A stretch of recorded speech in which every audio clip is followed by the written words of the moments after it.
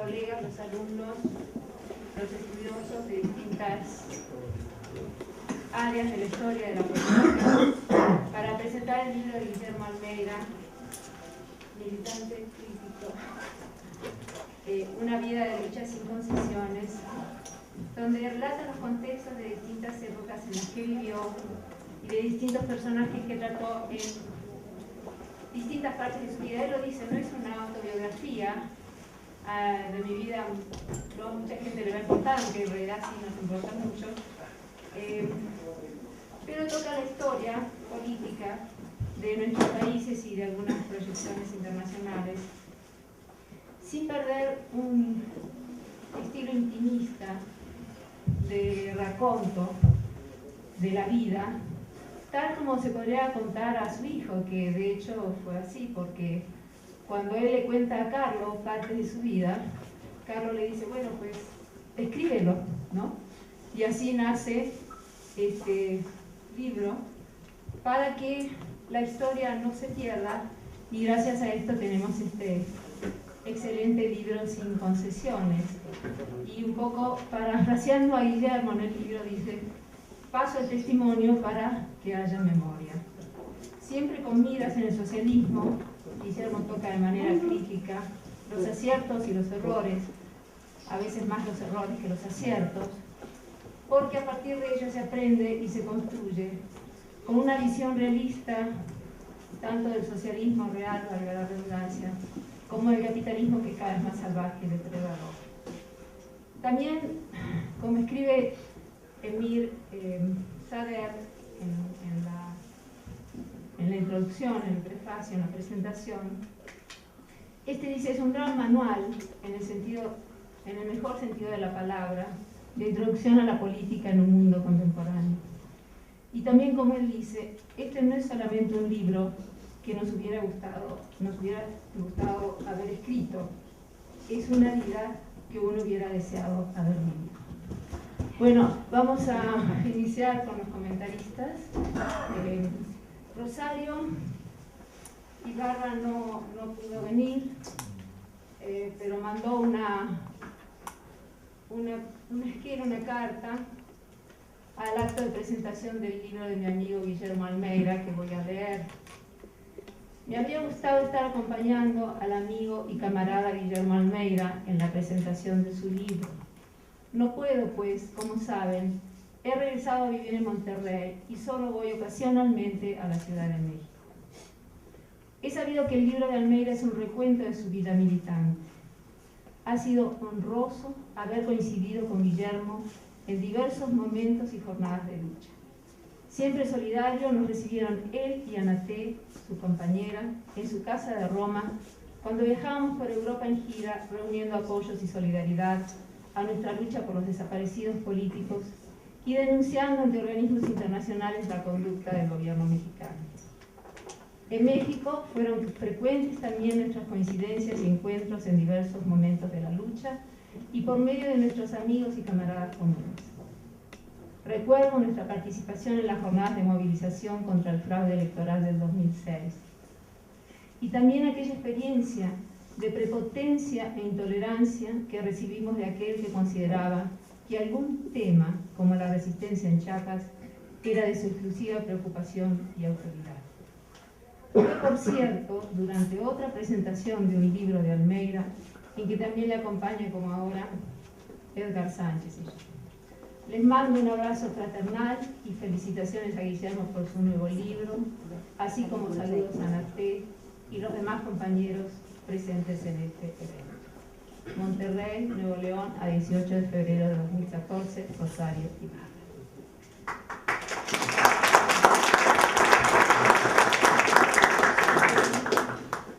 Bueno, ahora damos la palabra a Edgar Sánchez, fundador y dirigente del PRT. Por favor, Edgar.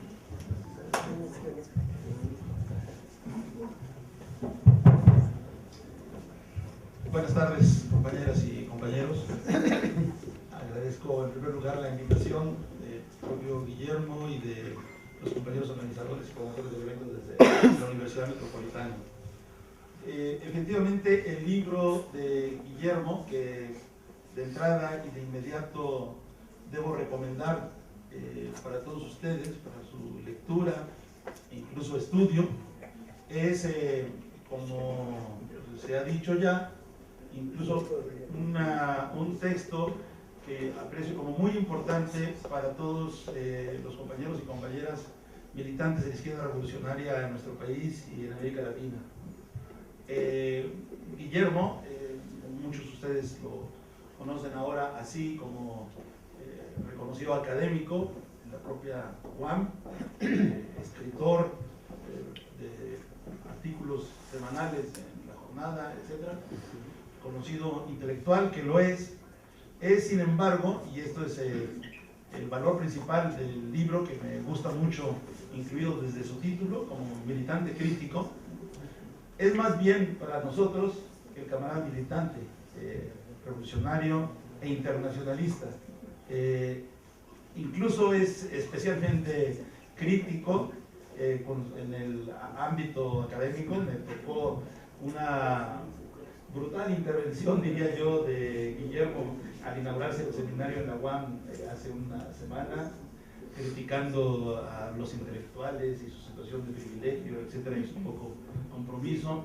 Igual ustedes lo verán en el libro al hacer esta relatoría de toda su trayectoria y los puntos que tienen que ver con la vida académica, desde el hecho de que estar en una escuela marista te convierte inmediatamente en ateo, o estar en el liceo militar, en antimilitarista, o el cubrir los requisitos burocráticos en la Facultad de Derecho, querer hacer un burro, dice, etcétera, ¿no?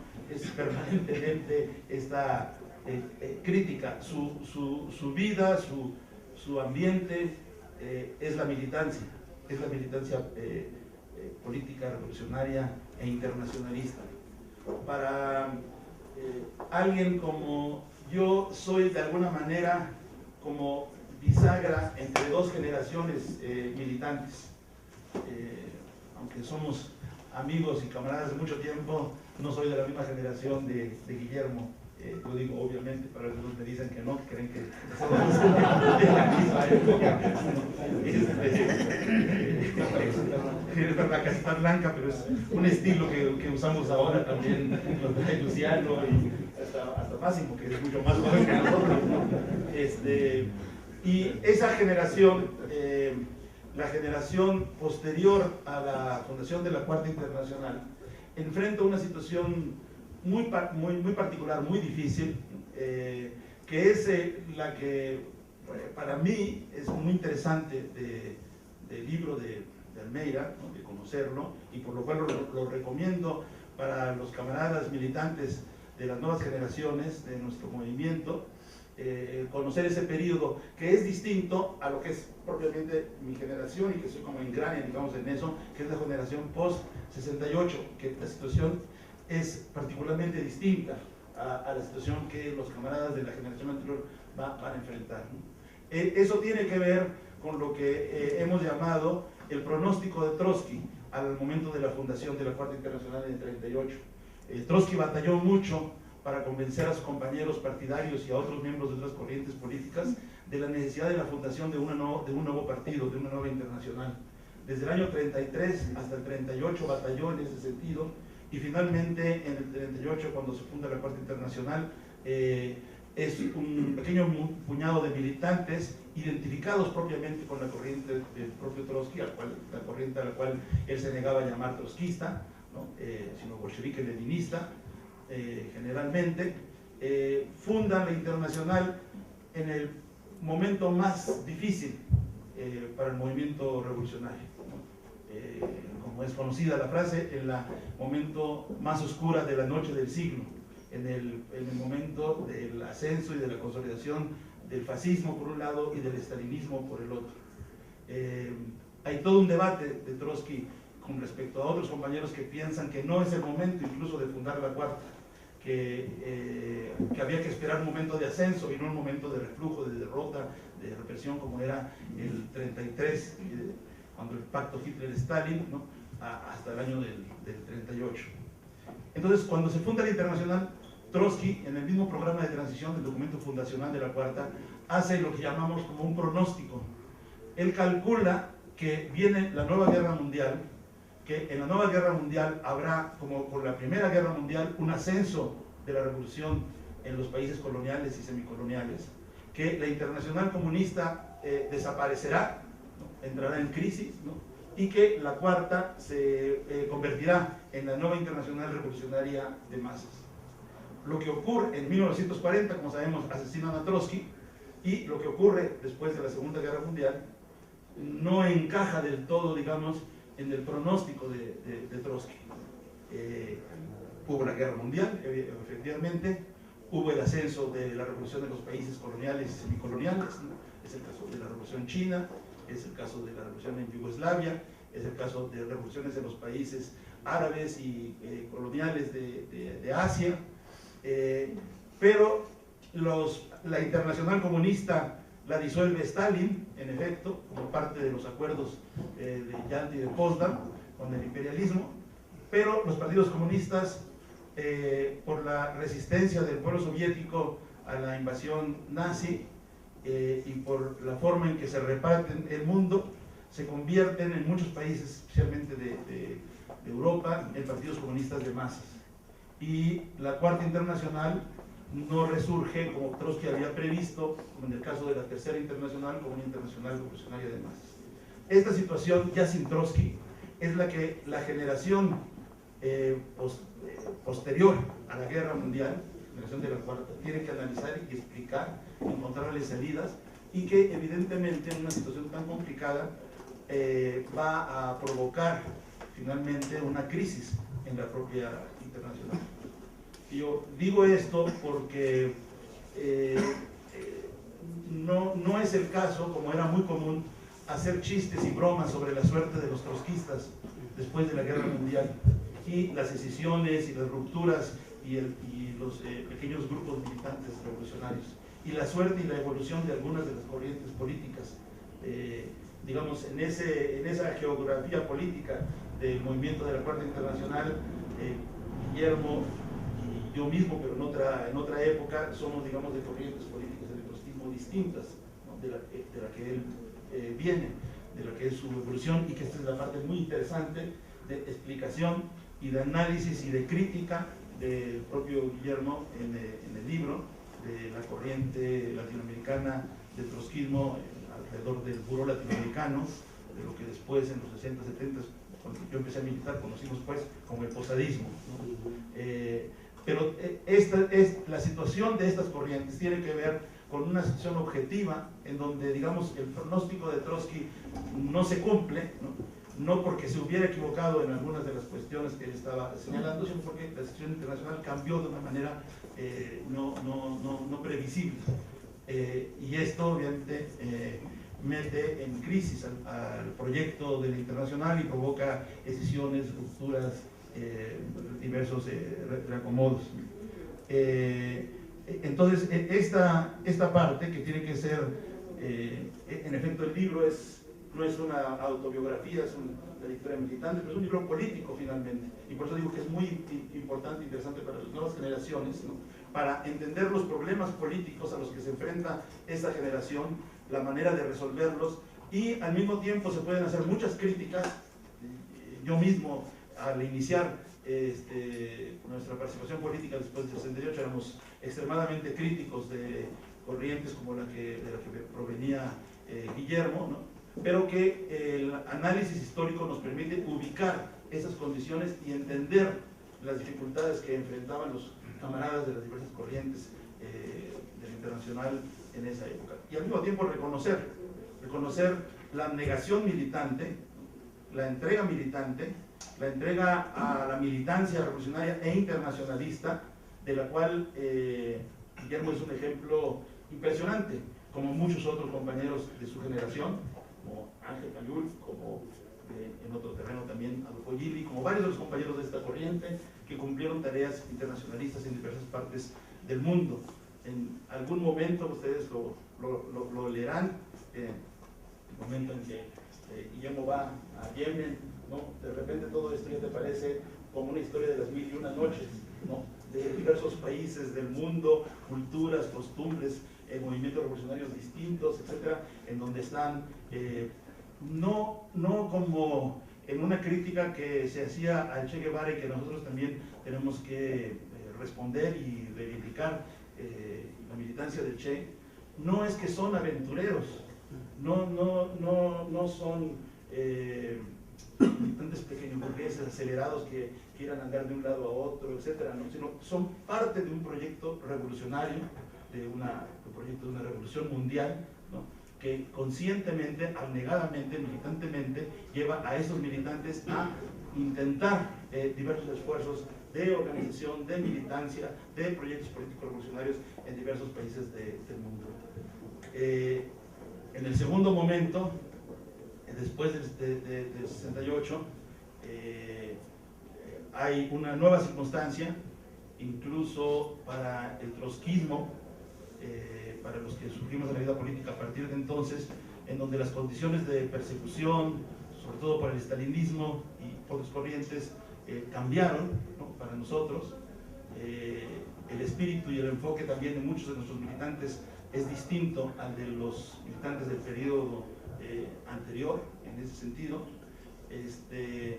Y sin embargo, aunque encontramos ya el periodo de disolución de esta corriente política del Buró Latinoamericano, debo decir que para nosotros, especialmente a partir del momento de la fundación del PRT, que ocurre ya después del 68, pero hasta 1976, significó siempre para nosotros una aportación muy importante. Incluso no me refiero al núcleo alrededor de Adolfo Gili, que llegó mucho tiempo después de la fundación del PRT, en el 76, su acercamiento fue posterior, sino de otros compañeros que venían también del posadismo y que sí estuvieron desde la fundación del PRT, como Roberto Iriarte, camarada electricista del ESME, que como parte del giro a la industria que hicimos varias veces desde el PRT. Yo mismo en algún momento estuve participando del Sindicato Mexicano de Electricistas, de los cuales están aquí los camaradas Martín Esparza y Humberto Montes de Oca, el secretario general y secretario del exterior del Sindicato Mexicano de Electricistas, ¿no? Pero Roberto Iriarte también, junto conmigo, entró en el 79 a Compañía de Luz y Fuerza del Centro, como parte de esta vinculación permanente que el trotskismo tuvo con el movimiento obrero mexicano y particularmente con el ESME, con antiguos camaradas, incluso como Luciano Galicia, desde la época de Trotsky, que militaron en ese sindicato. Entonces, estos compañeros que venían de esta corriente, como Roberto Iriarte, como otro que menciona destacadamente Almeida en su libro, que es el camarada Carlos Ferra, de la universidad, ¿no?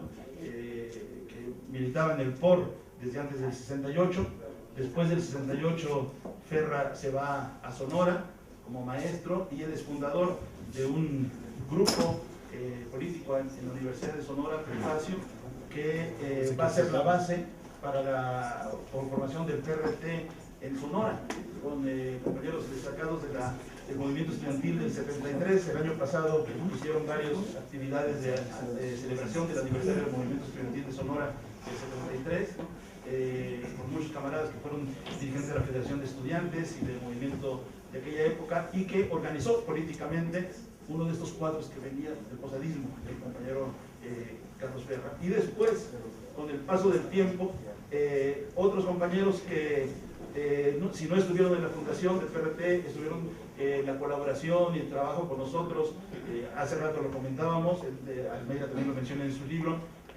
Otros camaradas de fuera del país que vinieron acá, como Gregorio Sosensky, que colaboraba con los camaradas en Cuernavaca, médico, autor de una investigación sobre el general Mújica en Baja California Sur, Fermín González, relacionado, suegro del catedrático de la universidad que hace 4 o 3 años, colombiano, lo expulsaron acusado de ser de las FARC, ¿no? Militante también de esta corriente, y muchos más que contribuyeron en la formación de esta corriente política después del 68, ya propiamente en el PRT. Es en ese contexto también que entre las diversas idas y venidas de Guillermo a México, encontramos en especial en los últimos años un proceso de colaboración, de acercamiento, de coincidencias políticas, especialmente, diría, lástima que no llegó Héctor Díaz Polanco, porque también con él ocurrió esto después del levantamiento zapatista, en la discusión sobre el asunto de la autonomía indígena, con los compañeros zapatistas en el marco del Congreso Nacional Indígena, y esto que produjo también una conformación de una corriente política que llevó en su momento a la publicación de la revista Convergencia Socialista conjuntamente con Díaz Polanco, y en donde también fuimos encontrando estas coincidencias con Guillermo, que se expresaron abruptamente en esto que menciona Rosario Ibarra en su carta, en la presentación del libro de Guillermo, un libro sobre Chiapas, hace algunos años, en mitad del 2006, ¿no? Donde estaba también Díaz Polanco, en la presentación del libro de Guillermo, y que nos enfrentamos, dice Rosario, a la prepotencia sectaria, ¿no?, de aquellos que consideran que ellos son los únicos que pueden hablar sobre Chiapas, ¿no?, sobre los indígenas zapatistas,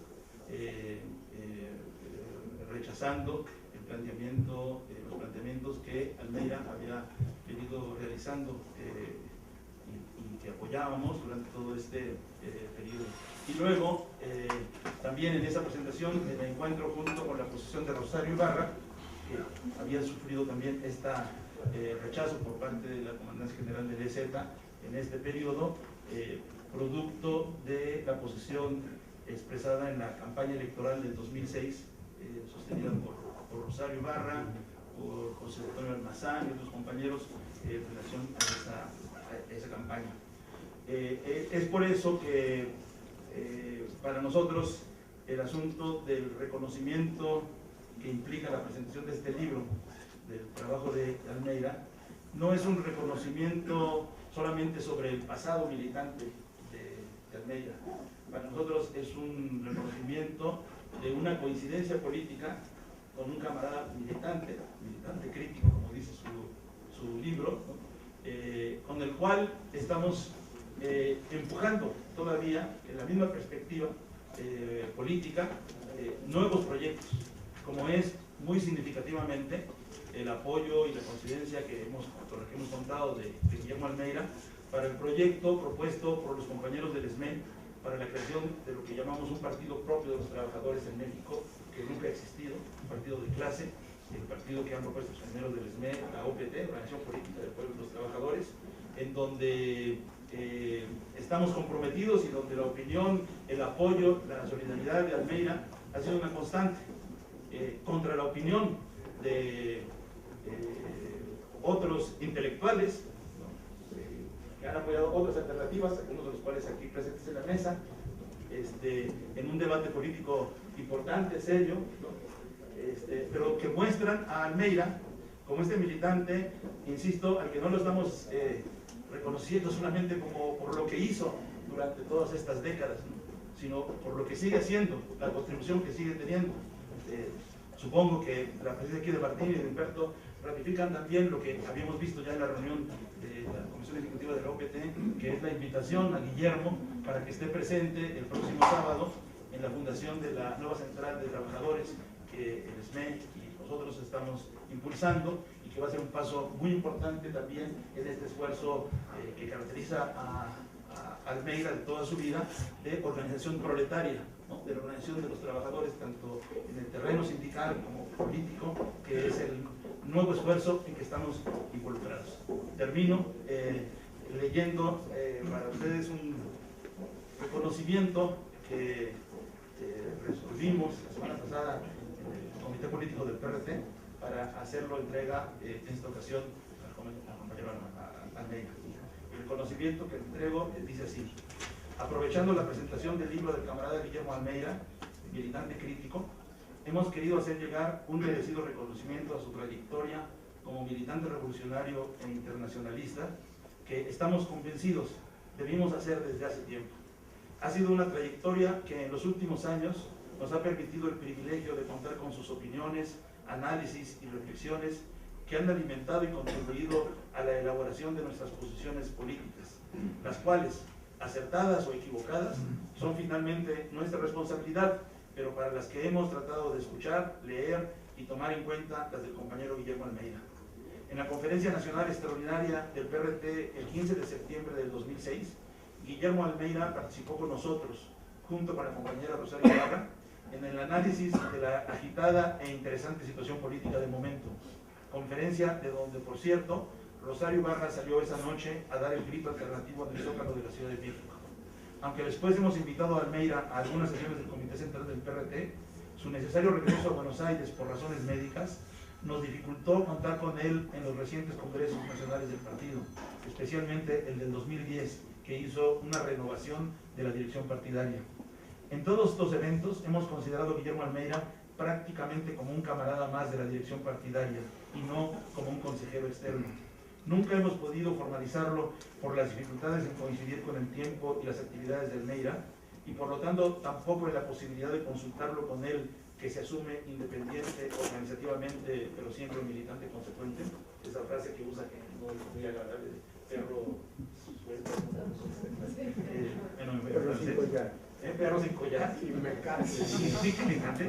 por lo que en esta ocasión nosotros tomamos la iniciativa al hacerle este reconocimiento, que no lo vemos simplemente como un homenaje al pasado de Almeida, pues seguimos coincidiendo en la defensa de una perspectiva anticapitalista y proletaria, como lo muestra el esfuerzo en que nos encontramos tratando de construir un partido de trabajadores amplio en México, como es la Organización Política del Pueblo de los Trabajadores, propuesta por los dirigentes del SME. Por todo lo anterior, es que entregamos este reconocimiento al camarada Guillermo Almeida, producto del acuerdo de este Comité Político del PRT, de considerarlo como miembro honorario del Comité Central de nuestro partido. México DF, 18 de febrero.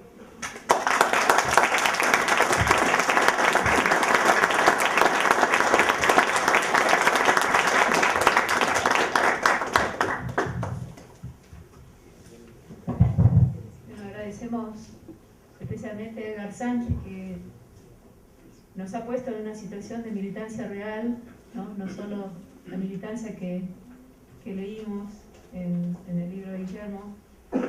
Y le damos la palabra a Máximo Modonesi, que es profesor de la Facultad de Ciencias Políticas y Sociales de la UNAM y es director de la revista Osal de Clase. Sí, muchas gracias, buenas tardes. Es un honor y un privilegio estar una vez más con Guillermo, que me hayan invitado a comentar este libro en donde realmente yo, por cuestiones generacionales, empiezo a conectarme desde la página 300. Entonces, de la 300 para adelante siento que es bien.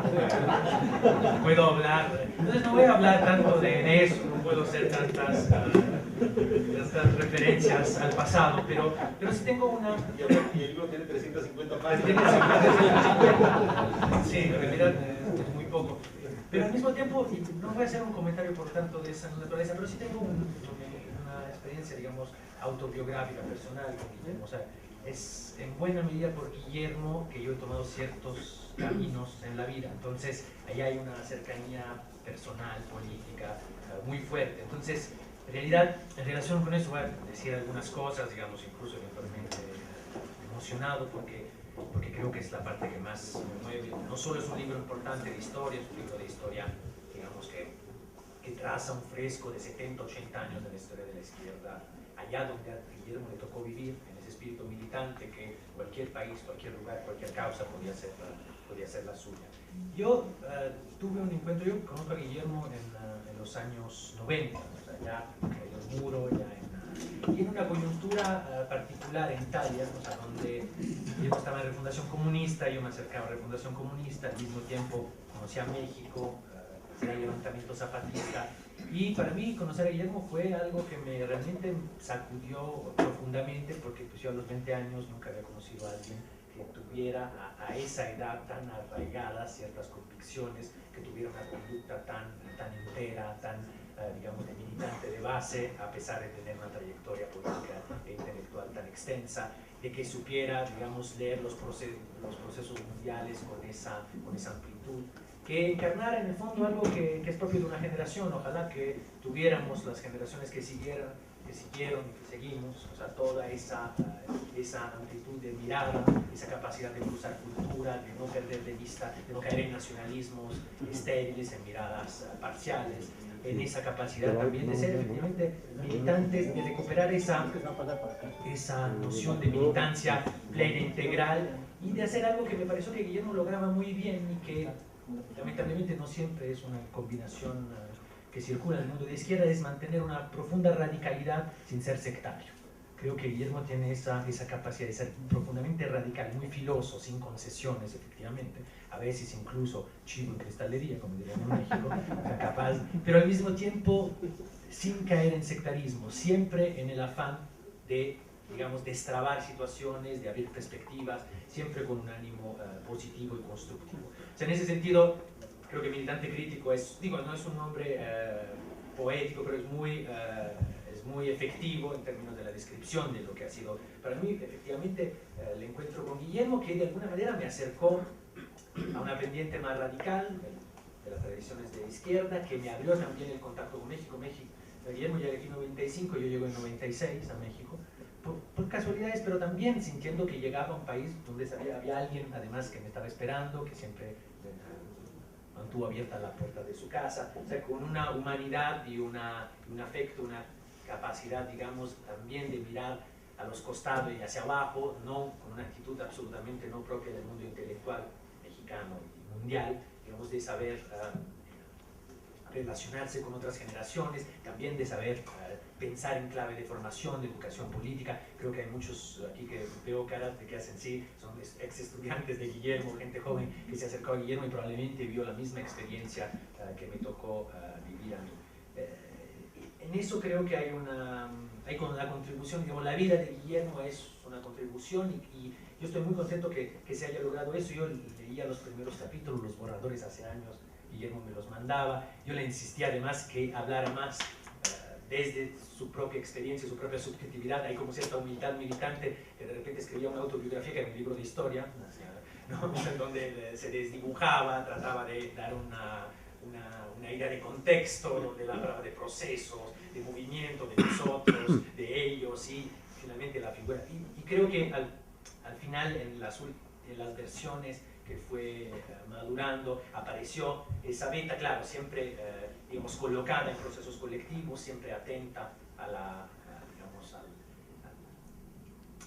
esa actividad revolucionaria, siempre comprometida, por lo tanto nunca aislada, nunca, digo, será un cane sciolto, un perro sin correa, pero al mismo tiempo es un perro que está siempre buscando construir experiencias colectivas, siempre está pensando en clave de movimientos anticapitalistas, movimientos revolucionarios. Entonces, bueno, creo que es un libro extraordinario en ese sentido. Es incluso muy duro en términos efectivamente de la crítica despiadada a errores propios y ajenos. O sea, es una lectura también muy filosa, a veces áspera, que incluso generará mucha polémica entre los que aparecen por ahí y por los juicios. Guillermo no tiene miedo a emitir juicios, también es parte de una actitud militante, de no estarse cuidando, de no estar escribiendo ese libro para caerle bien o ¿no? hacerle un homenaje a sus amigos y a la gente que lo acompañó. Es un libro que tiene una finalidad política, en donde la lectura subjetiva tiene una finalidad política, y creo que es una gran contribución no solo a la historia de la izquierda latinoamericana, mexicana, también italiana, del siglo XX, sino también, de alguna manera, es un testamento político. Espero que viva otros 35 años más, Guillermo, pero hay un testamento político que se expresa, además, en el último capítulo, que es que se llama ¿Qué pienso ahora?, en el cual se manifiesta un pensamiento político fuerte, con proyección, capaz de conectarse con las luchas actuales, en donde se nota que hay trayectorias de izquierda, todavía las hay, y de ellas hay que, digamos, estar orgullosos, como las de Guillermo, que pasaron por la izquierda, siguen en la izquierda y siguen pensando en clave de luchas capitalistas, de revoluciones socialistas. Muchas gracias.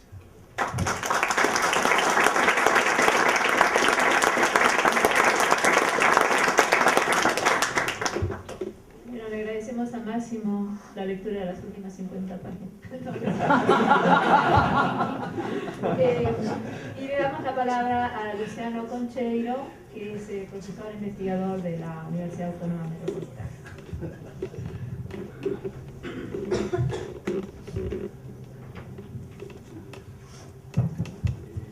Este libro lleva muy bien su título, porque es Guillermo Almeida, 2 puntos, debería decir ahí, ¿no? Militante crítico, una vida de lucha sin concesiones.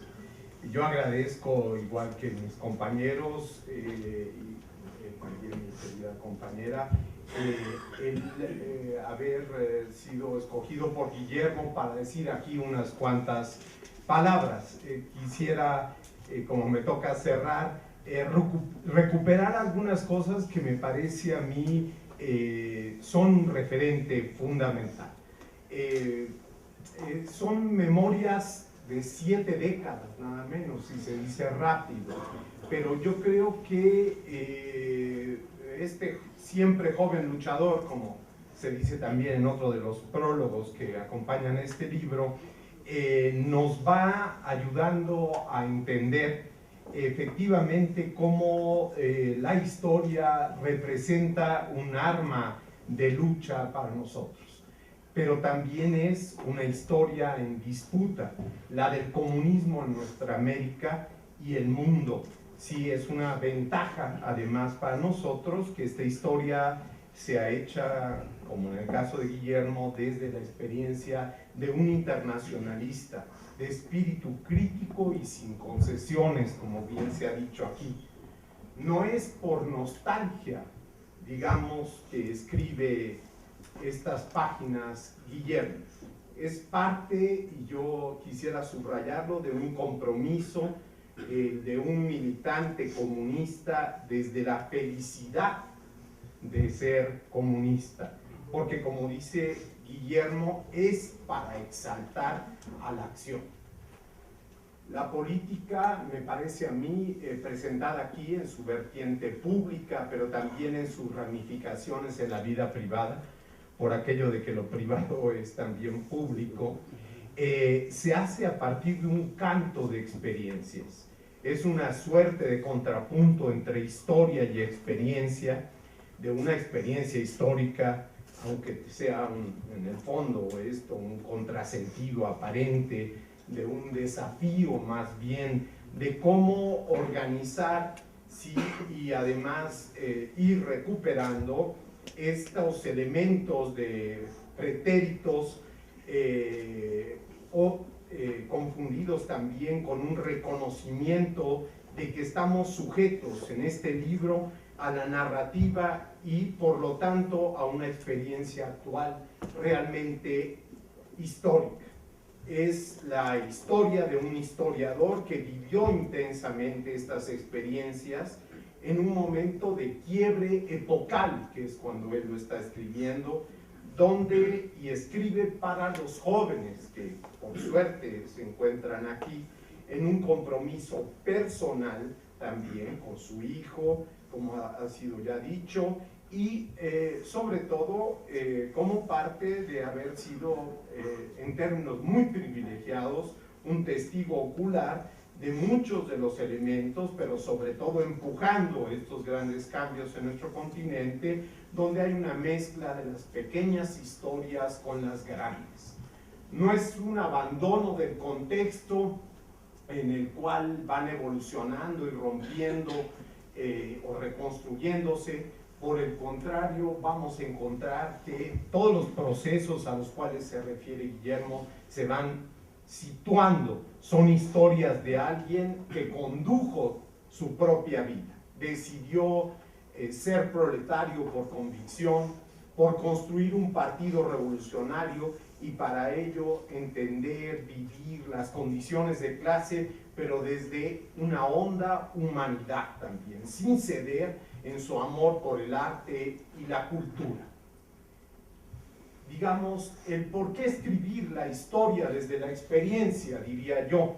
Sí, cuando Benjamin le escribe a Adorno que está angustiado por la metódica destrucción de la experiencia como uno de los indicadores de la caída de la era moderna a la barbarie, podríamos hoy sumarle este planteamiento del fin de la historia que se suma al abandono de las experiencias vitales.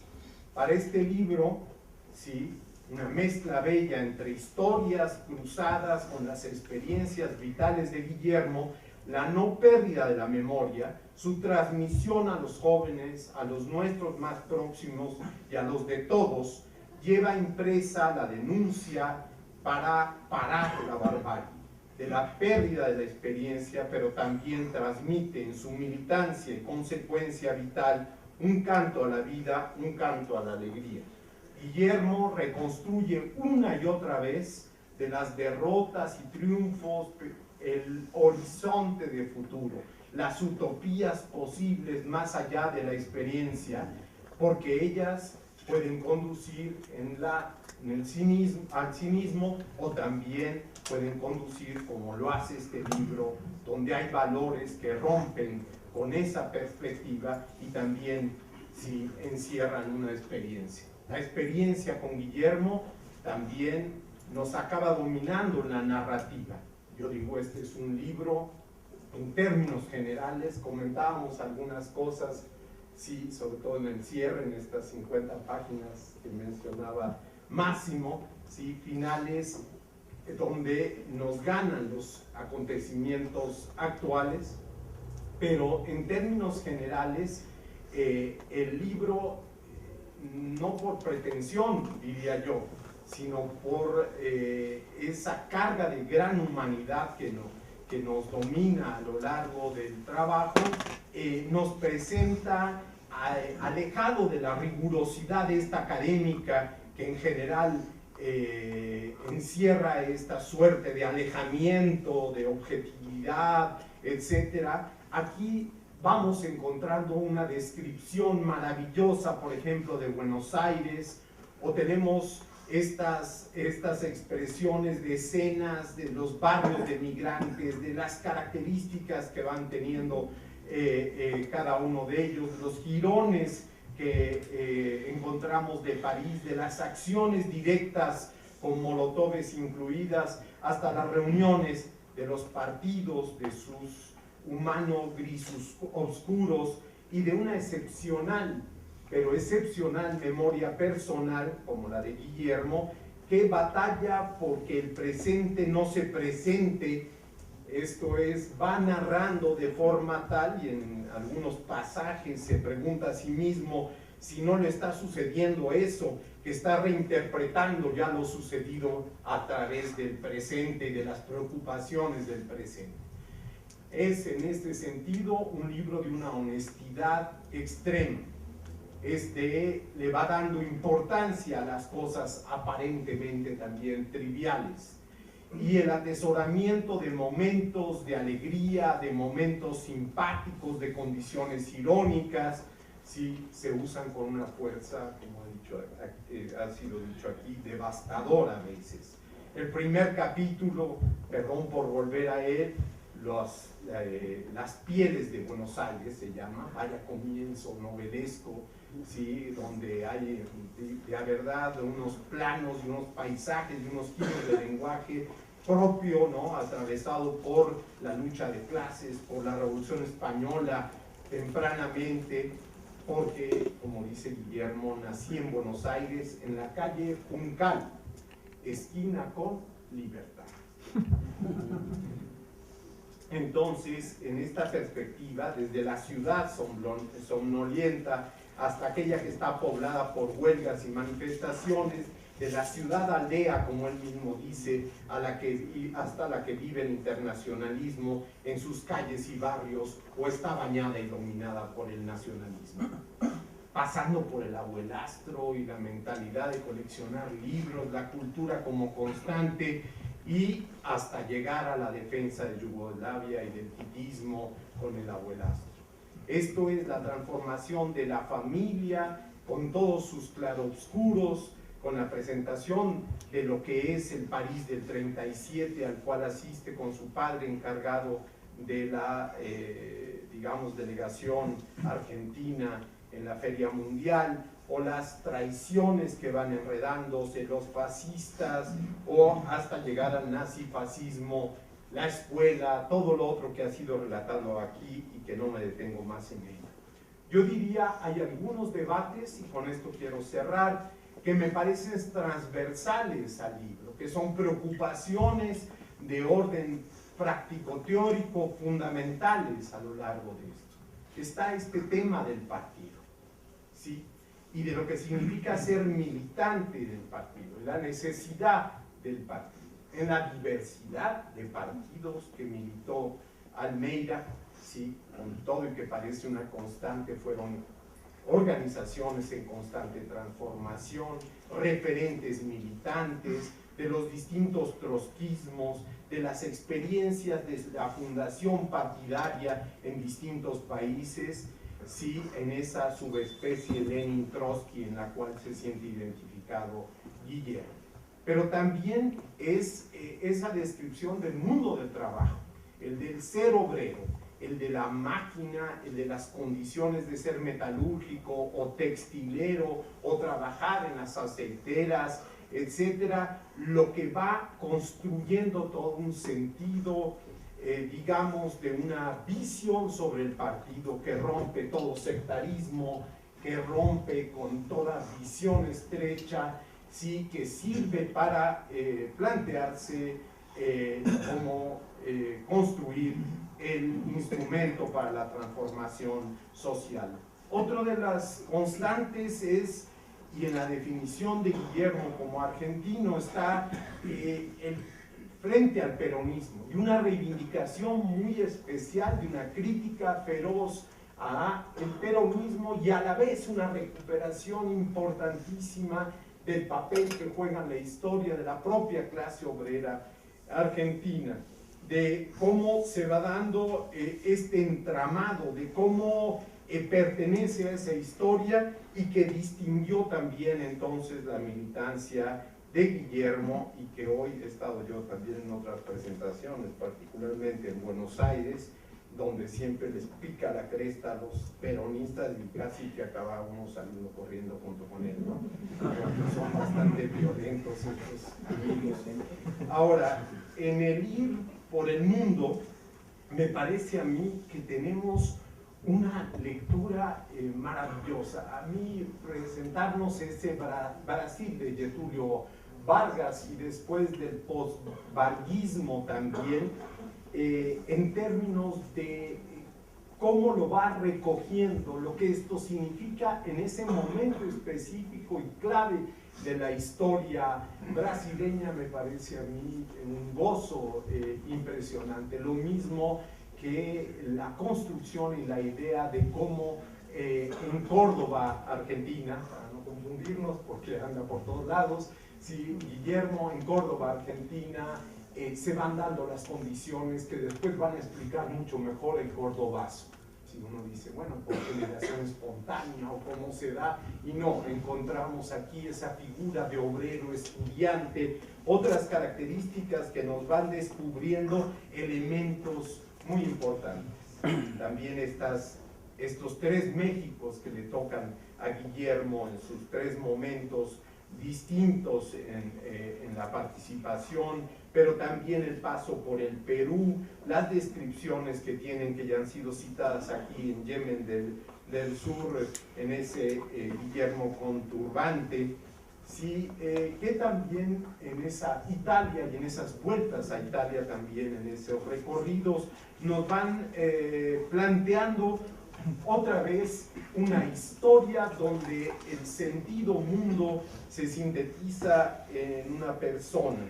Y yo cierro diciendo en una persona que tiene como obsesión también los amores, el gran amor a Anaté, a su hijo, la amistad, sí, en Adolfo, en Juan, sí, en todos los camaradas que hemos recibido esa amistad militante también de Guillermo, de un ser comunista también como ser humano, y en ese sentido entrar verdaderamente en el campo de lo redundante. Muchas gracias.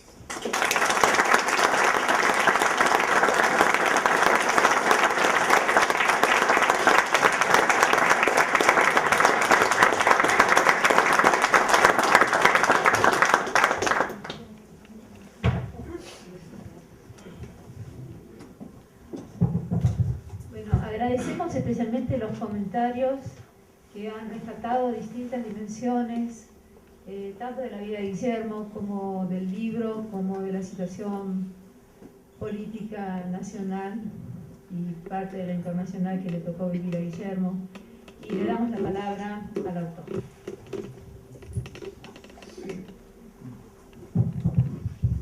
Después de los comentarios de los compañeros y amigos, solo me queda poner una florería.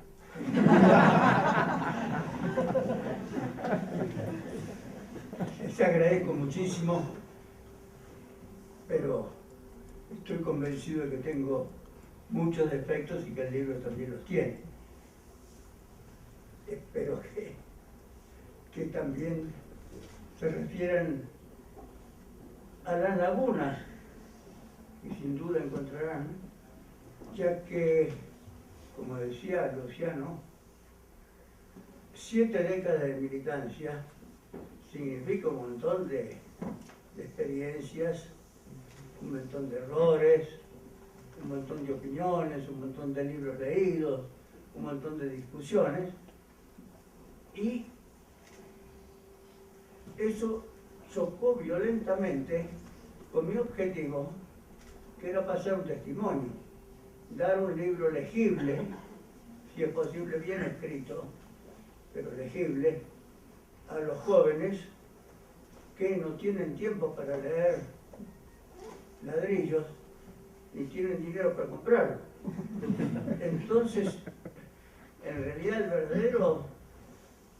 verdadero problema que tuve durante los años en que estuve escribiendo este libro, que fueron 20, porque me interrumpía cada rato, el verdadero problema que me trababa era qué cortar, qué análisis cortar para poner una anécdota que por sí misma podía valer como un análisis, qué cortar en análisis políticos se iban a encontrar en otros libros o en mis artículos. Al escribir,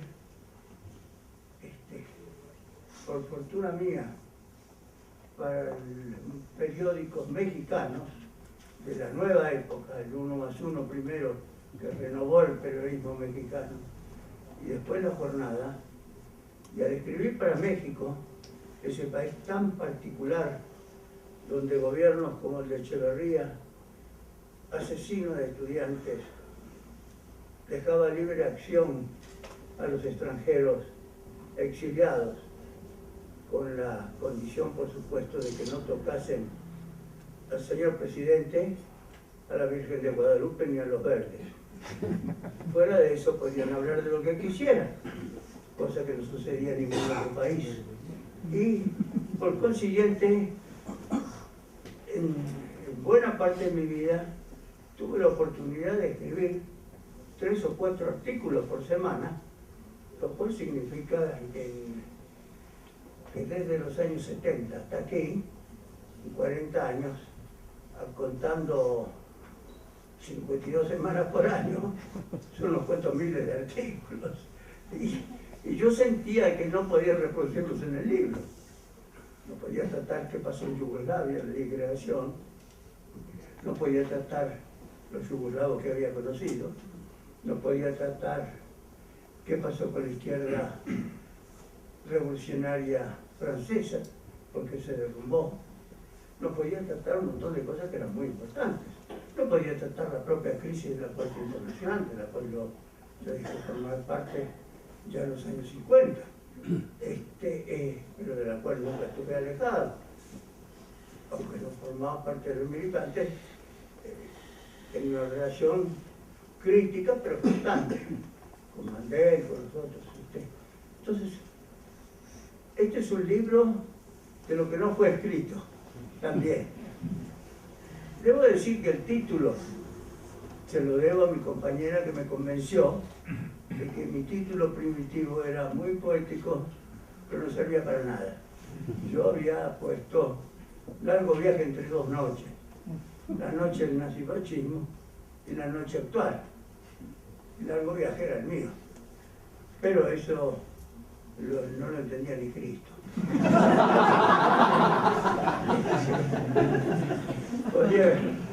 podría parecer más bien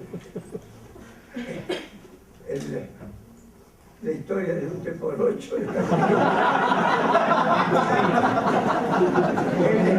El título elegido por mi compañera es mucho mejor. Le reconozco a ella haber hecho ese aporte, haber hecho críticas importantes al libro, sugerir incorporaciones o cortes, y además le agradezco que durante 50 años, más de 50 años de vida en común, me hizo posible realizar un montón de tareas que de otro modo no habría podido haber hecho, porque no me daban ni el tiempo ni la fuerza. Y ella se encargó de la parte peor, de la parte logística y la parte también de sostén, que es la parte peor, pudiendo haber aparecido en otras cosas. Entonces, en este libro está el estímulo de mi hijo que me hizo la vida imposible para que lo publicase alguna vez. Yo estaba metido en otras cosas.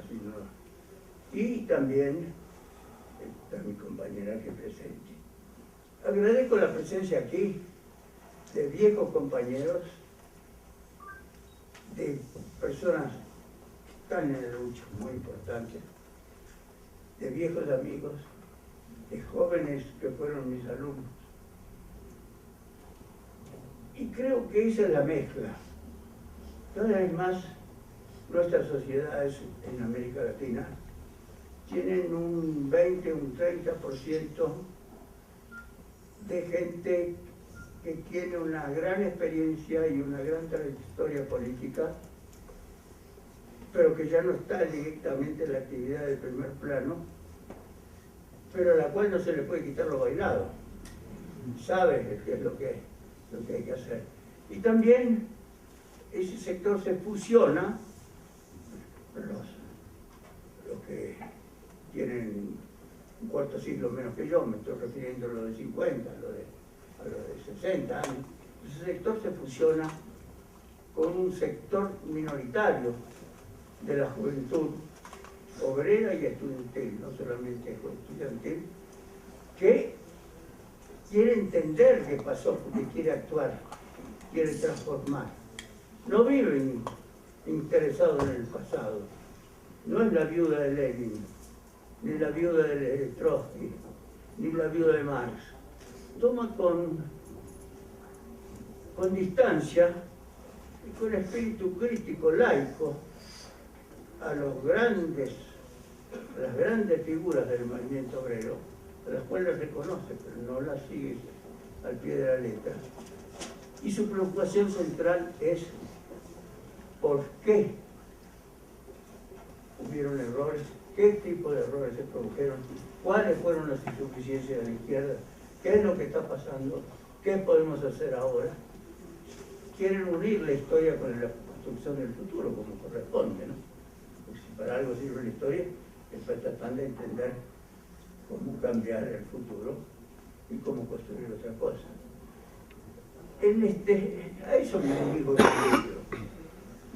Sé que el libro es demasiado gordo. Yo pensaba un libro de 250 páginas. Sé que es demasiado caro. Yo pensaba un libro que costase la mitad. Sé que está escrito en parte en la jerga militante, que no es el habla juvenil. Es otra lengua. Está escrito. Sé que mezcla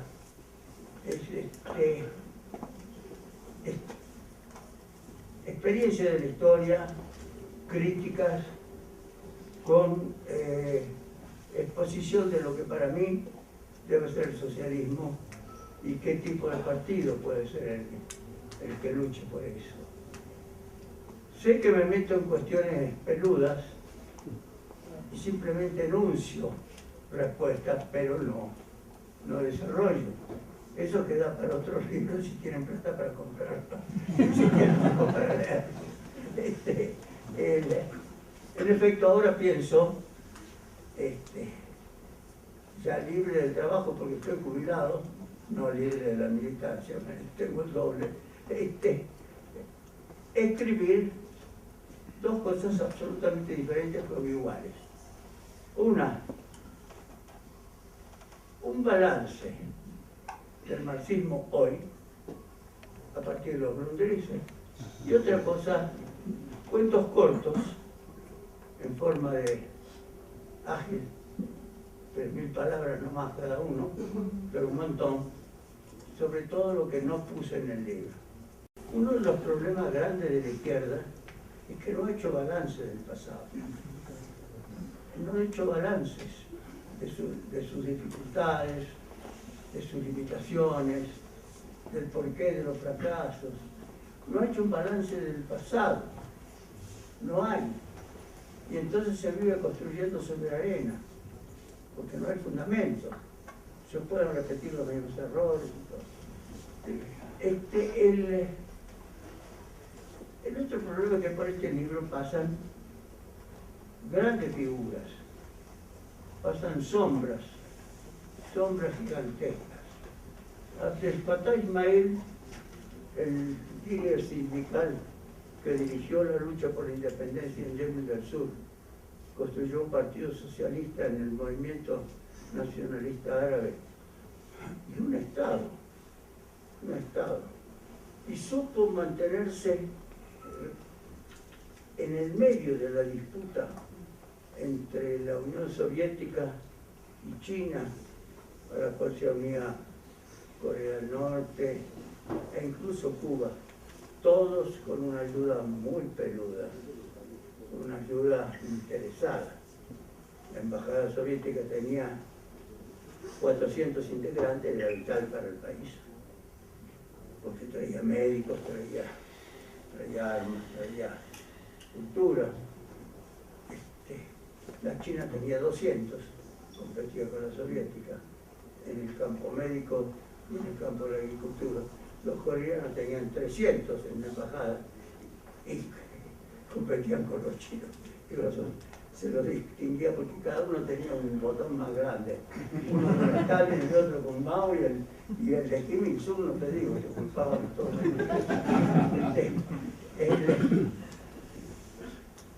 Y supo mantenerse ante estas presiones.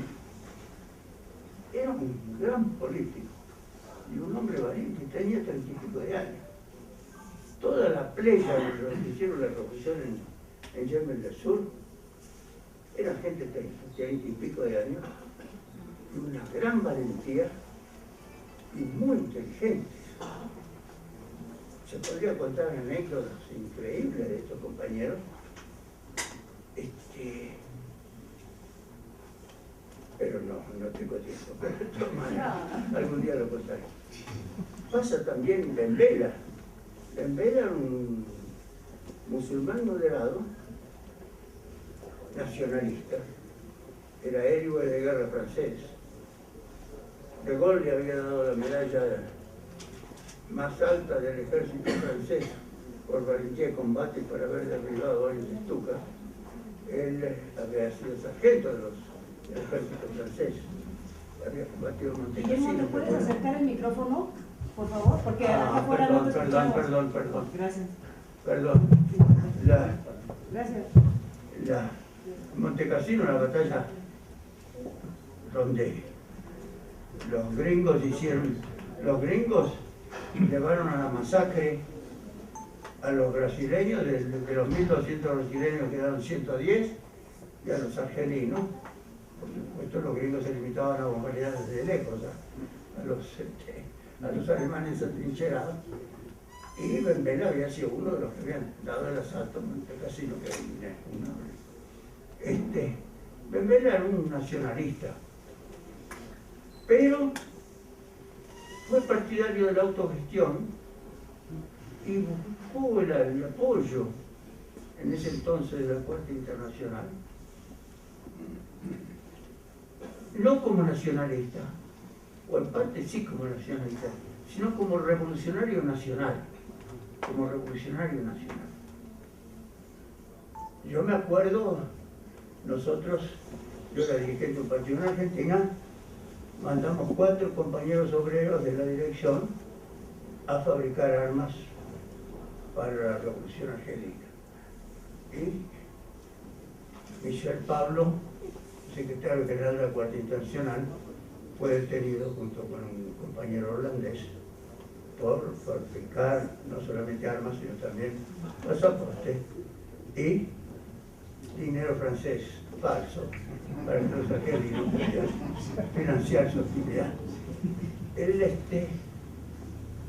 Hubo una conjunción entre grupos que estaban lejísimos de ser marxistas, que eran islámicos, que tenían una concepción tribal de la vida, que seguían a dirigentes por su valor como el tradicional en el mundo árabe, y un puñado, una pequeña tendencia de marxistas revolucionarios que ponían el avance del proceso tal cual era, con la comprensión que tenían sus integrantes y sus dirigentes, por arriba de los intereses del partido, entendiendo que el partido es un instrumento, no un fin, es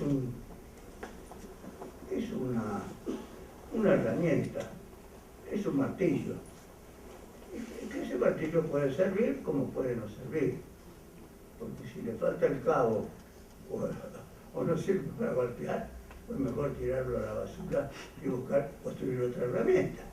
El asunto es el objetivo, no el instrumento. Entonces, quiero transmitir a los jóvenes la idea fundamental de que la revolución no la hacen los revolucionarios, y menos aún los partidos que se dicen revolucionarios y que muchas veces no lo son.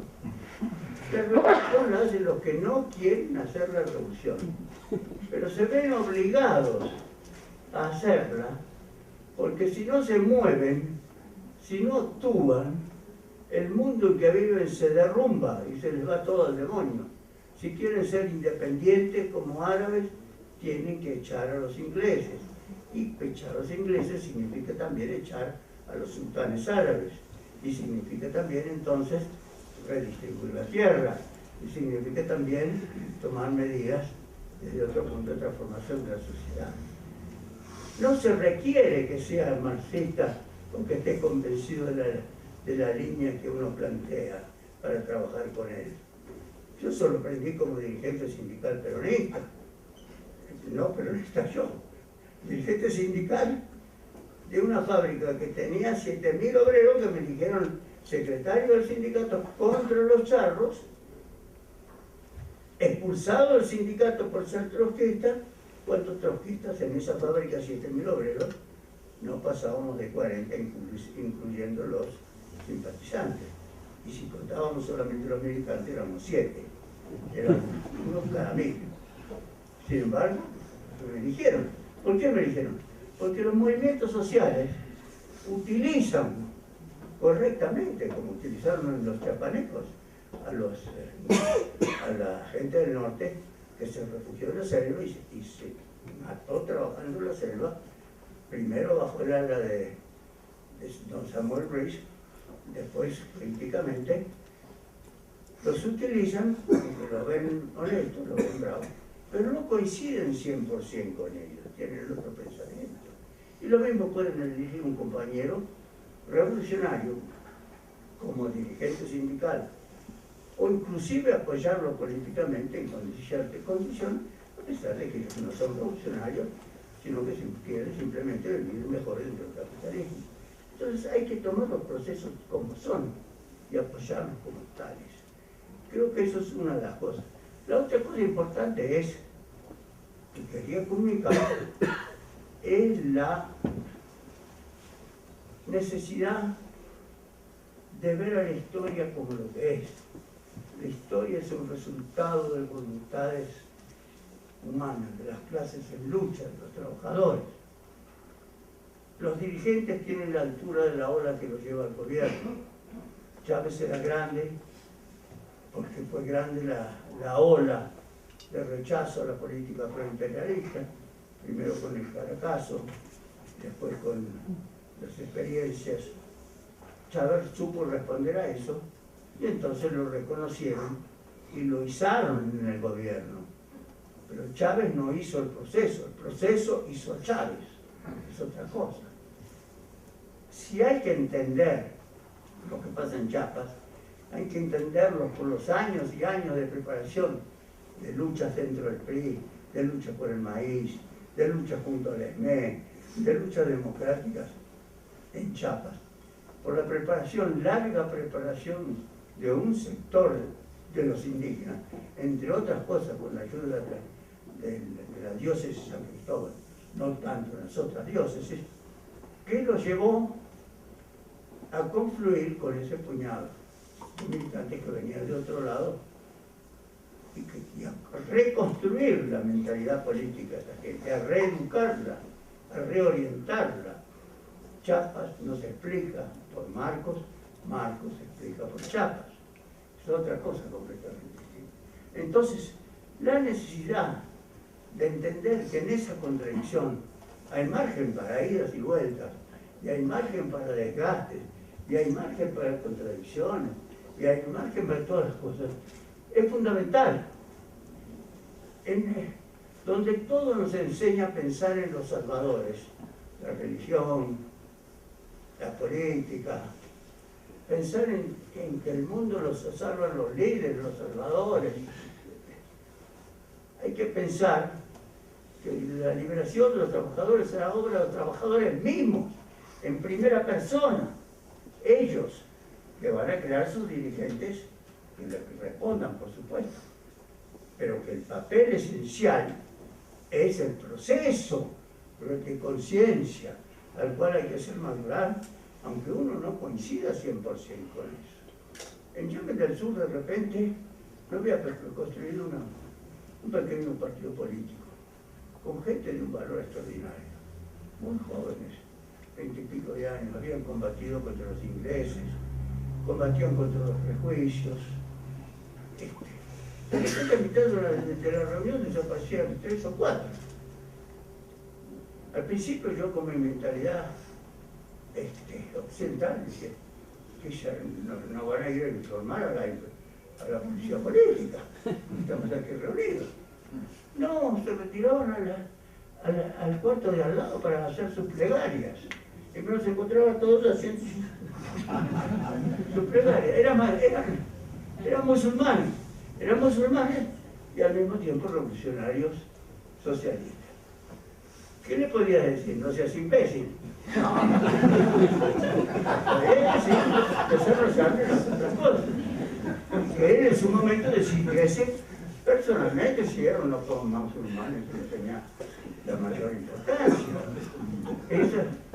A veces molestaba un poco, porque cuando había que planear una acción, el tipo hacía por y se iba. Porque tenía que hacer un preso a Chapica. Lo mismo le pasaba a los compañeros en Argelia, que fabricaban ametralladoras. De repente le desaparecían la mitad de los compañeros árabes porque se iban a rezar cuando había que producir. Si no tenías la ametralladora, entonces te hacía penico. Entonces, pues así es. Hay que pensar así las cosas. En la ocupación de las fábricas textiles en particular, por metalúrgico no era mucho más evolucionado, pero en las fábricas textiles, yo escuchaba con los ojos así, a la misma gente que había hecho paro espontáneo, de júbilo, porque había aparecido el Sputnik, que era un triunfo contra los yanquis, o los peronistas, que hacían paro espontáneo de salud del Sputnik. Hablar en la ocupación a la noche del problema de las brujas, de esto y aquello. La gente es compleja, el trabajador es complejo, tiene, por supuesto, un atraso muy grande que le viene de la explotación y de la imposibilidad de asistir a las escuelas, de leer y otras cosas. pero tienen al mismo tiempo una potencialidad gigantesca. ¿Qué hay que hacer? ¿Discutir lo atrasado? No, apostar al desarrollo de lo mejor. El desarrollo de lo mejor le va a ir quitando espacio a lo más atrasado y lo va a ir haciendo avanzar. Eso es lo que quiero decir en parte. Y también quiero decir en parte que no se puede entender al país y a la región misma si uno no ve el conjunto de las cosas. México, para muchos mexicanos, empezando por el gobierno, pero también por buena parte de la izquierda, está situado en la luna y se discute todo lo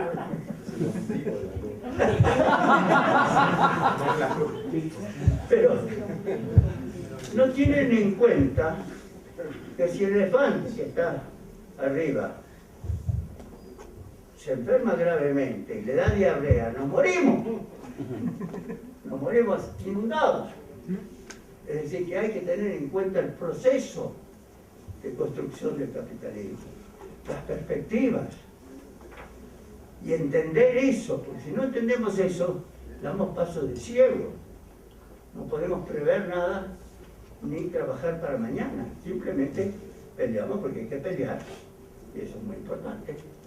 Respondemos a un imperativo moral, pero no pues somos capaces de prever las coyunturas. La Argentina pasa lo mismo. La Argentina no vive los procesos importantes en México. En la Argentina el único que habla de la policía comunitaria, de las autodefensas en Guerrero y también en Michoacán, de la OPT soy yo.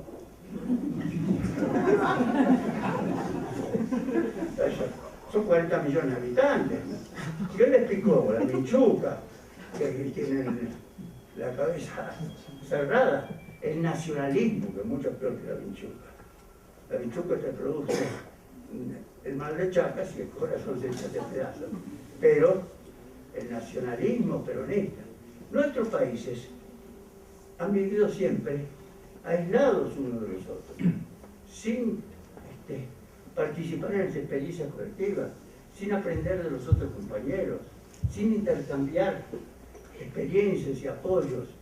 Recientemente se está haciendo congresos internacionales de empresas en autogestión, de empresas tomadas por los trabajadores cuando el patrón las cerraba y que las ponen en funcionamiento para ver cuál es la vía que adoptan, convertirse en cooperativa con razones legales, pedir la estatización, funcionar como la cooperativa tradicional, que es una empresa, como decía Rosa Luxemburgo, capitalista sin capitalistas ni capitales, está condenada a funcionar poco, o al contrario, darle otro carácter mucho más militante a la ocupación, como el caso de la Sanón en Argentina, una fábrica de cerámica que exporta a Europa, muy importante, que ya hace más de 10 años que está ocupada, ganaron todas las luchas, incluso la justicia se acaba de reconocer que son los propietarios, y que exportan cerámica sobre la base de un acuerdo con los indígenas mapuches. Los mapuches les dicen, les damos arcilla de nuestros montes muy barata, a condición de que ustedes hagan una línea de cerámica exportable a Europa con nuestros motivos culturales mapuches. Entonces, exportan nuestra cultura, nos reconocen.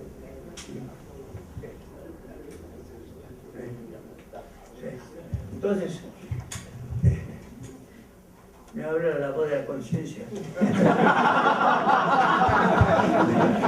Tengo consideración, lo cual es cierto, y que hable menos.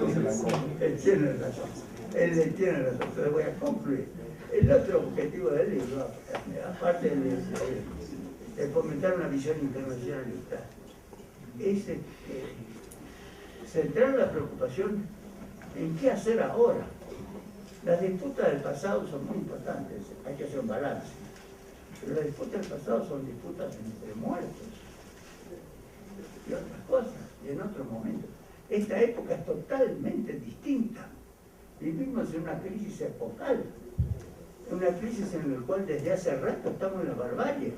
La barbarie empezó los campos de concentración nazis, con los gulags stalinistas, con Hiroshima, con Nagasaki, con la bomba atómica, podemos decir. Empezó en los 40. Desde hace 70 años que el mundo está hundido en la barbarie, cada vez más bárbara, cada vez peor. Entonces, la alternativa no es, como decía Luxemburgo, socialismo de la barbarie, sino que la alternativa es o esta barbarie capitalista o la destrucción del capitalismo ya, porque se acaba la base de sustentación del mundo y de la civilización y se hunde el futuro de la humanidad. Para los capitalistas sobran 3/4 partes de la humanidad y de los capitales. Están preparando incluso una guerra. El capitalismo es eso. Estamos ante el cierre de una época. ¿Cómo se puede creer que va a haber un espacio democrático, que las instituciones parlamentarias van a funcionar, que las elecciones van a ser limpias, cuando precisamente 22 personas, 22 según Oxfam, que no es comunista, 22 personas tienen una riqueza equivalente a 4.700 millones de seres humanos? Y cuando todas las conquistas obreras están desapareciendo, hablemos de las 10 horas, están desapareciendo trabajo infantil, protección infantil, entonces hay que prepararse por una época peor que la de los nazis en escala mundial.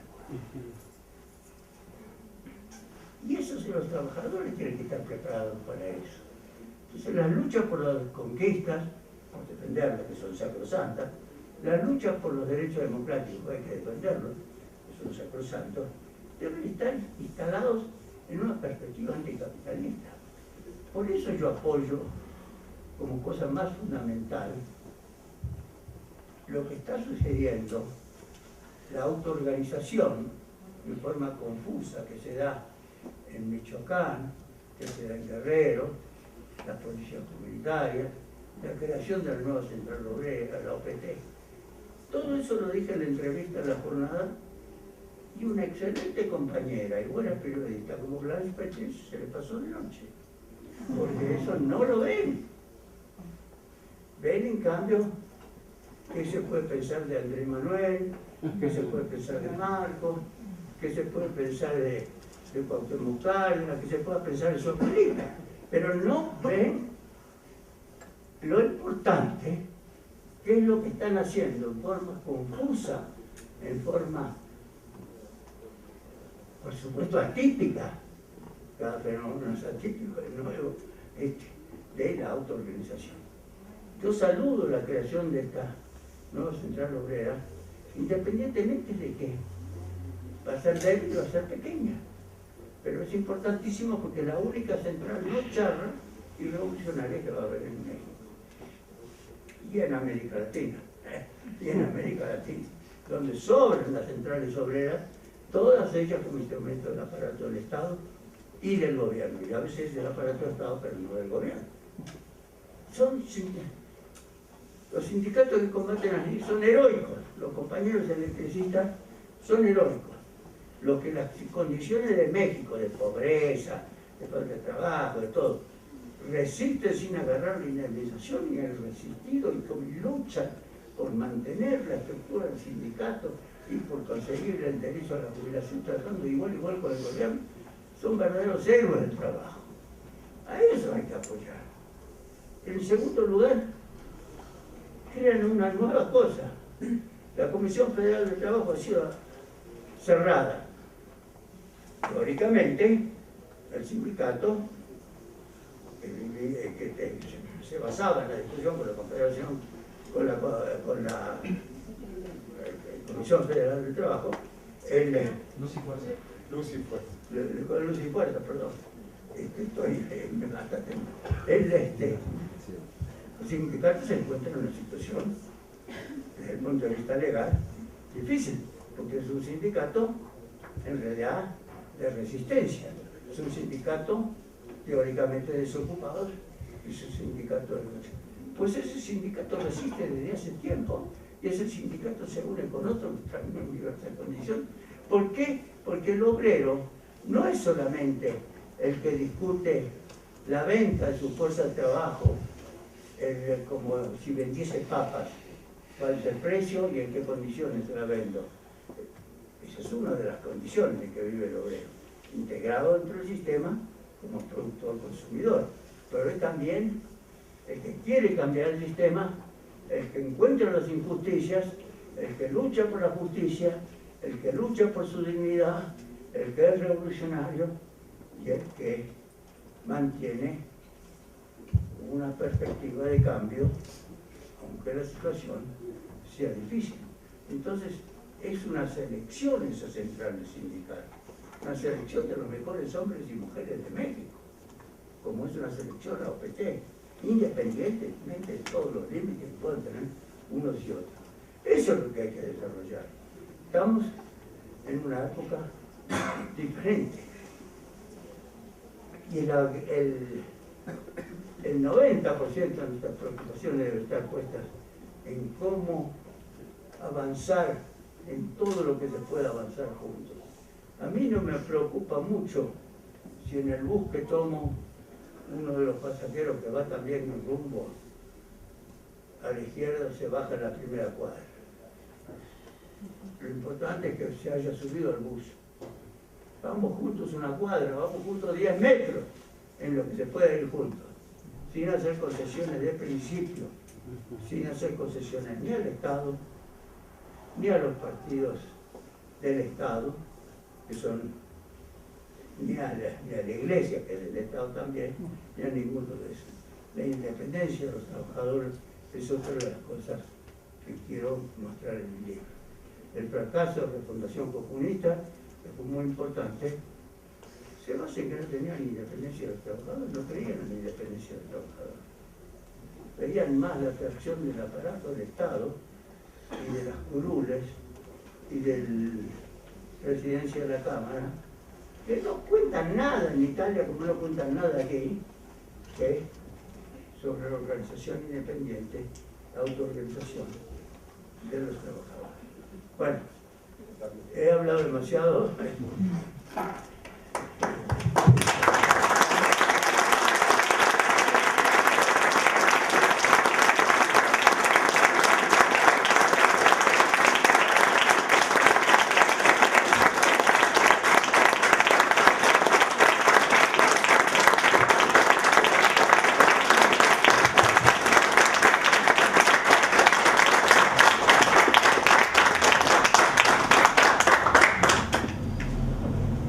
Agradecemos especialmente esta visión de Guillermo y abrimos un espacio para la participación de los compañeros que quieran hacer comentarios, preguntas. Hoyo. Guillermo, gracias. Gracias por tu amistad, tu presencia, tu inteligencia, tu lucidez. Te queremos vivo todavía muchos años. Gracias por tu experiencia que nos cuentas. Una sola cuestión, Guillermo, que intentábamos conversar en la última ocasión. Esto que tú defines como se perfilan las cosas a un futuro próximo, se llama totalitarismo, ¿sí o no? Dices, va a ser peor que el fascismo. Todo indica que sí, se llama totalitarismo. Yo lo que me percato que la izquierda no acaba de entender y que no le gusta la palabrita, les parece exagerada la palabrita. Pero todos los indicios que vemos en el mundo, lo que nos cuenta Chomsky, lo que nos cuenta Wallerstein, lo que vemos que hacen en Europa, en México, todo apunta al racismo.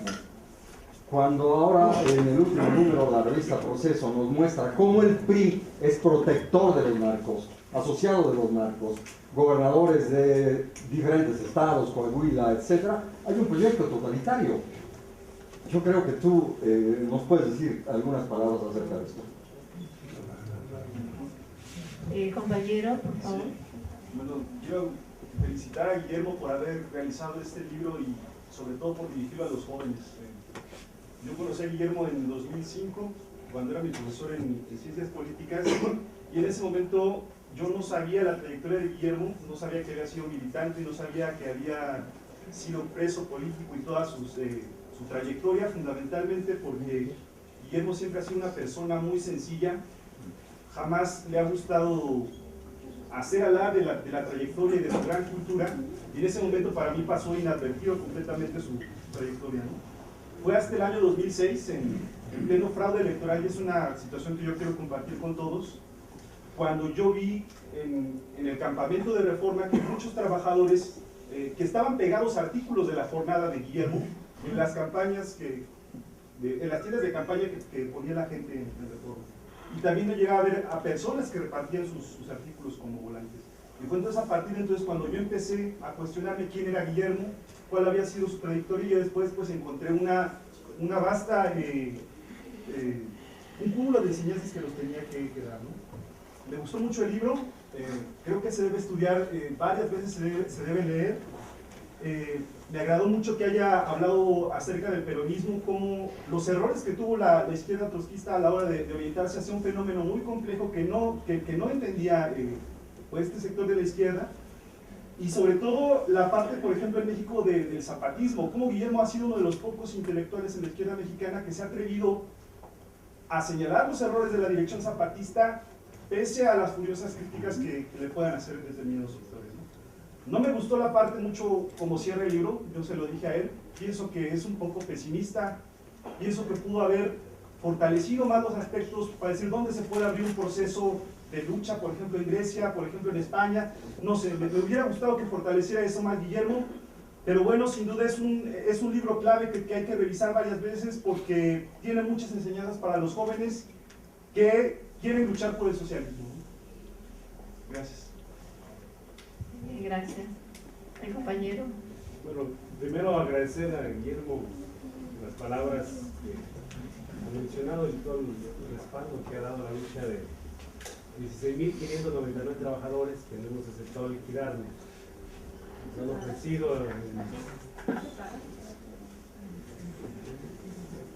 Nos han ofrecido muchas veces dinero para cobrar la liquidación. Y no lo hemos aceptado. No queremos dinero, queremos nuestro trabajo. La defensa de nuestra organización sindical. Pocos académicos e intelectuales han escrito a favor de los trabajadores. La mayor parte de la sociedad es una campaña criminal de linchamiento. Pero hoy nos queda muy claro que estamos inmersos todos en esta política totalitarista. Tomar las instalaciones de luz y fuerza con el ejército por la noche es clásico de las dictaduras. Y en México como si no pasara nada. Hoy las reformas últimas, primero quitaron la luz y fuerza, y quitan al CFE, quitan a Pemex, quitan los recursos. Y no habrá futuro para nadie si no luchamos todos. Enhorabuena, muchas gracias, Guillermo. Aquí se ve la fuerza del SME. Aquí se ve la fuerza del SME. Aquí se ve la fuerza del SME. Aquí se ve la fuerza del SME. ¿Alguien más? Acá el compañero.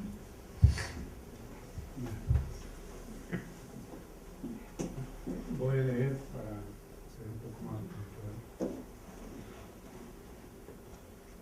Tenía referencia de un camarada argentino, cuyo nombre de militante era Manuel.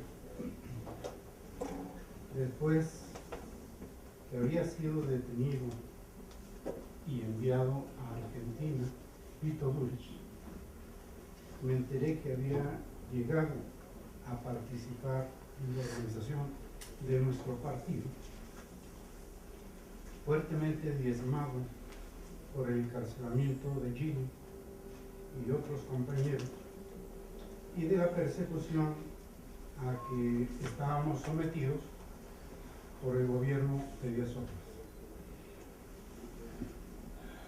Volví a encontrarme a Guillermo en Europa cuando estaba en vísperas de una ruptura y de decisiones históricas en relación con su vida y con la Cuarta Internacional. Esta ruptura y esa amistad nos llevaría años más tarde a sellarla, para fortuna mía, de mi familia, por toda la vida. He sido con Olga y mis hijos un privilegiado por contar con la amistad, la generosidad, el privilegio de poder convivir y recibir de su experiencia, de su sabiduría, de su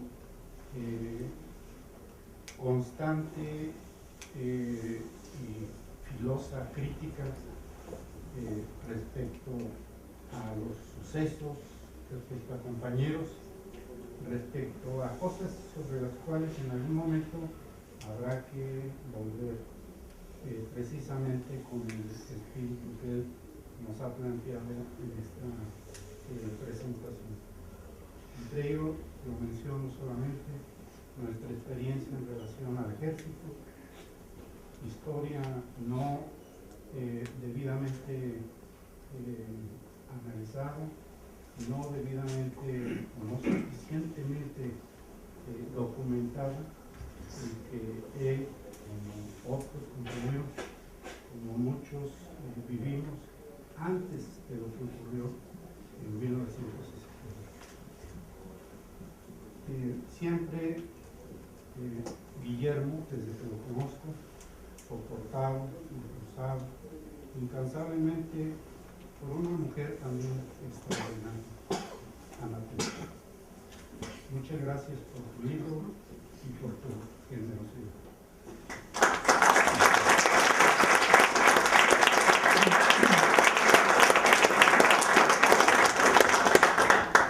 ¿Alguien más quiere participar? Bueno, le damos la palabra a Guillermo. Ya hablé demasiado. Les agradezco muchísimo la presencia.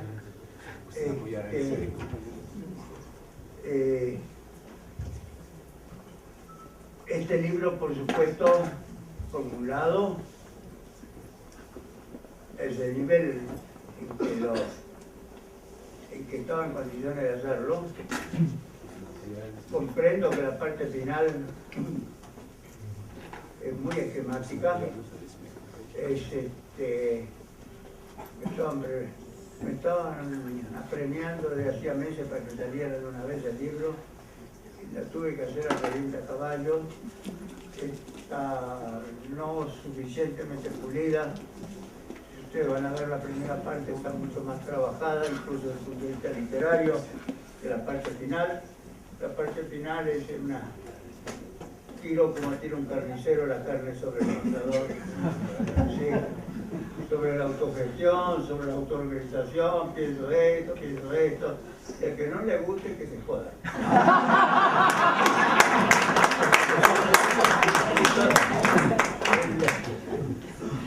No está expuesto como debería ser.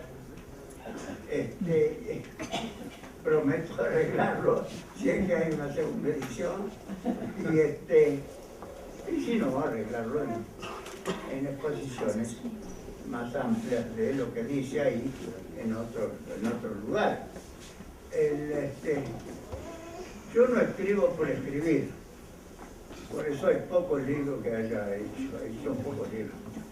Los libros que he hecho son por necesidades políticas inmediatas. Lo que más se parece a un libro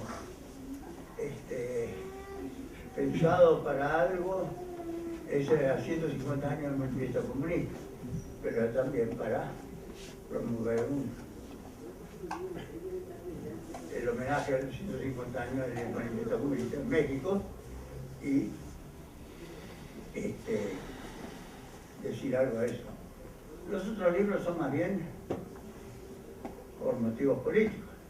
Por eso yo he preferido siempre hacer artículos que llegan a más gente que son más inmediatos que hacer libros que llegan a menos gente. Porque por todo un periodo de mi vida me tocó ser académico, gracias a los compañeros mexicanos, entre ellos a Alejandro y a Luciano. Pero no soy un académico. No me interesa la academia, no respeto a la academia. Pero dirigirme a la gente común, a la gente de carne y hueso, que es la que realmente hace las cosas, en vez de hablar sobre las cosas 30 años después que las cosas se hicieron. Entonces, por lo tanto, prefiero ser trabajador del periodismo que un académico.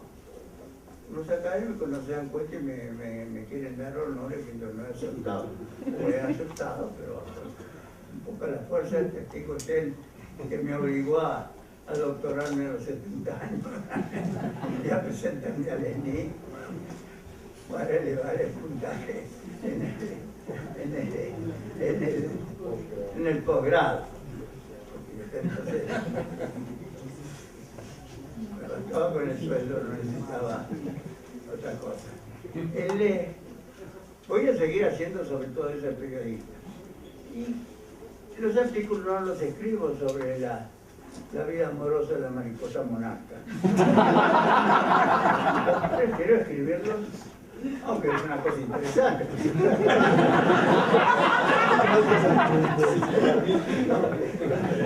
Es interesante, pero los escribo bien sobre las cosas que creo importantes. Otros opinionistas opinan sin opinión.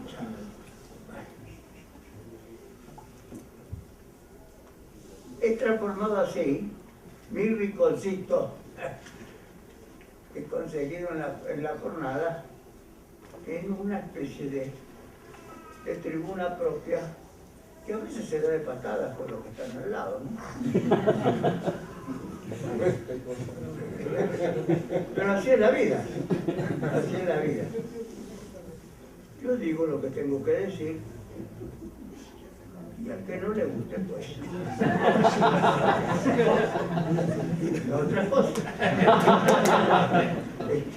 Bueno, entonces voy a seguir escribiendo artículos, que es más breve, y si escribo algo más amplio, espero tener todavía 2 años para poder hacerlo, será sobre el marxismo hoy. Porque el marxismo, como todos los signos, es sujeto de crítica. Hay que hacer un balance sobre las mismas cosas en las que uno cree. Si no, se es un religioso. Yo respeto a los religiosos, respeto a los que tienen fe. Yo no tengo fe y no creo que se pueda construir las cosas sobre la fe. Se construyen las cosas sobre la razón. Entonces, es necesario hacer un balance crítico también del marxismo, también del movimiento trotskista, también del pasado del comunismo, también de la idea de revolución socialista, para rearmar a los jóvenes, para los cuales eso no les dice nada. Porque la inmensa mayoría de los jóvenes hoy no están interesados, no ven ni tampoco un ejemplo que los pueda impulsar hacia el socialismo. En China, la gente se cae por las calles por la contaminación y la explotación es insufrible. No existen sindicatos, salvo los oficiales. A pesar de eso, el año pasado no habido 10.232 huelgas. En China no se considera una huelga a menos que tenga 100.000 trabajadores. Entonces es una buena cantidad.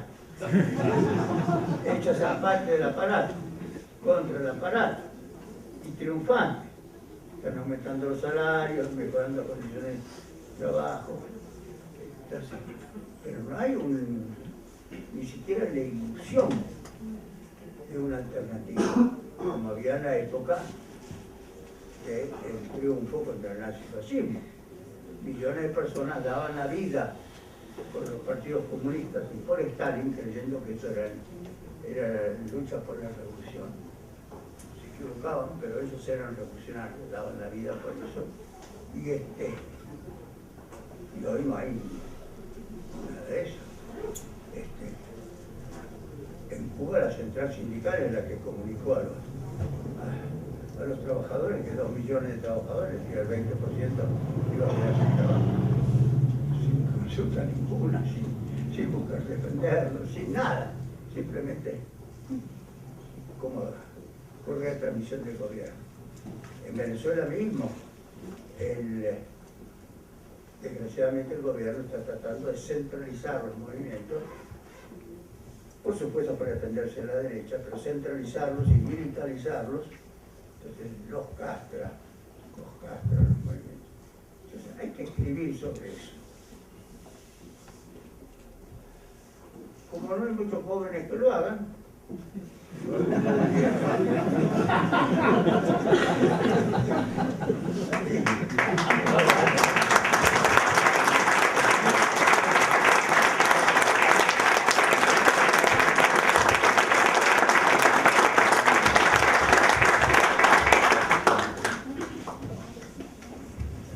Guillermo no le gusta mucho que la academia lo homenajee.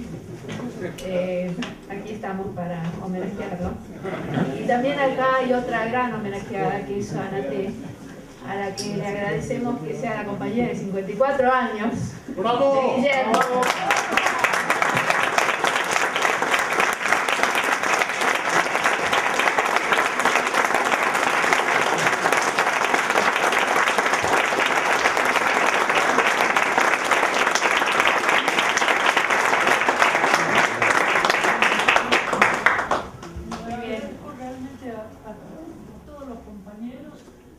Académicos, los estudiantes que he tenido la felicidad de conocer a muchos.